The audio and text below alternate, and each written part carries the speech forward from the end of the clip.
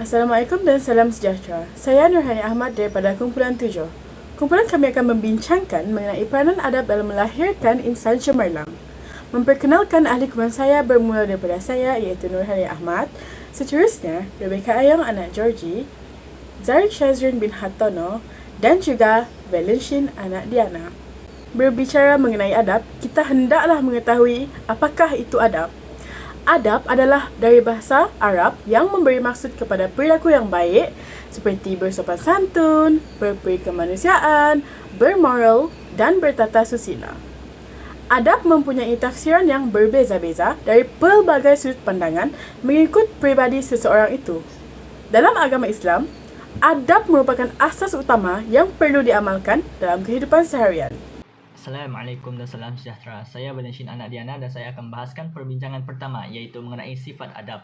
Apabila kita membahas mengenai adab, kita hendaklah mengenali apakah itu adab serta sifat orang yang beradab. Adab dalam bahasa Arab disebut sebagai khuluq yang bermaksud perangai, tabiat dan budi pekerti. Manakala dari segi istilah, adab bermaksud perilaku yang meresap ke dalam jiwa seseorang. Perilaku inilah yang menerbitkan perbuatan dengan perasaan senang dan mudah tanpa perlu kepada pemikiran dan pertimbangan. Selain itu, adab juga bermaksud mengajak manusia kepada kebaikan dan menjauhi serta mencegah diri daripada perbuatan terkutuk. Manusia dipercayai sudah mempunyai adab dan akhlak sejak lahir lagi.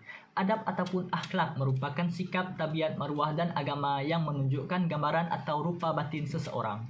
Akhlak bukan hanya sekadar kata-kata yang diulang, melainkan ia juga merupakan watak, kebiasaan atau sikap yang mendalam dalam jiwa seseorang. Akhlak juga didefinisikan sebagai maruah. Akhlak yang baik dapat menyempurnakan iman atau akidah seseorang Muslim. Akhlak ialah sifat semula jadi, kebiasaan serta maruah yang menunjukkan rupa batin seseorang.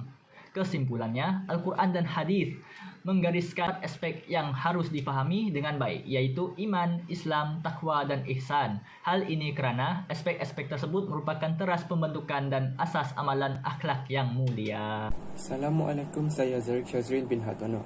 Beralih kepada perbincangan kedua iaitu pandangan Islam dalam melahirkan insan cemerlang. Islam digambarkan sebagai agama yang melengkapkan semua aspek kehidupan di dunia serta selepas mati. Gambaran peribadi insan cemerlang menurut Al-Quran adalah peribadi yang beradab, komprehensif dan utuh. Petikan ayat dari surah Al-Nahl menerangkan bahawa kecemerlangan diri turut merangkumi aspek seperti kepribadian dan kemahiran dalam hidup, seperti perhubungan sosial sesama manusia. Secara keseluruhannya, melalui perbincangan ini, disimpulkan bahawa Islam merupakan agama yang sempurna. Insan cemerlang memiliki iman yang kuat terhadap Allah dengan mengamalkan segala perintahnya.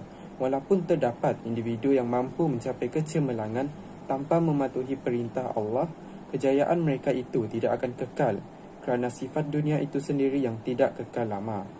Allah Subhanahu wa taala hanya akan membalas perbuatan baik dan perbuatan jahat manusia di akhirat kelak. Salam sejahtera, saya Rebecca Ayong anak Georgie dan saya ingin membahas perbincangan yang ketiga iaitu kepentingan adab dan akhlak. Pertama sekali, adab adalah diperlukan untuk mengangkat status kedudukan manusia. Kedudukan manusia yang tidak beradab dan berakhlak mulia adalah sangat rendah. Manusia mulia bukan hanya kerana pembentukan fisikalnya, tetapi kerana juga ketakwaan dan akhlaknya. Tanpanya, maka jatuhlah kedudukan sebagai seorang manusia yang mulia dan hidup jauh dari prinsip kemanusiaan. Seterusnya, pentingnya adab adalah untuk menjauhkan diri seseorang daripada perbuatan yang keji. Dengan adanya didikan adab kepada seseorang manusia, segala perbuatan tidak baik dapat dielakkan. Adab mengajar kita untuk sentiasa mengawal diri dan berfikir sebelum melakukan sesuatu perkara. Kepentingan adab dan akhlak yang ketiga ialah untuk mewujudkan hubungan kekeluargaan. Jika sebuah keluarga tidak mempraktikkan adab yang baik, maka tidak wujudnya kehidupan yang bersopan santun. Masalah rumah tangga juga akan sering berlaku kerana kurangnya kasih sayang dan keharmonian dalam sebuah keluarga. Akhir sekali, adab dan akhlak adalah penting untuk membangunkan dan menjadikan negara aman dan damai. Saya akan membahaskan perbincangan 4 iaitu mengenai punca dan kesan tidak beradab. Apabila berbincang mengenai adab, kita hendaklah mengambil tahu mengenai kenapa seseorang itu tidak beradab dan kesan kenapa dia tidak beradab. Oleh itu, yang menyebabkan seseorang itu tidak beradab ialah yang pertama, ianya berpunca daripada kelemahan dalaman dan unsur luaran.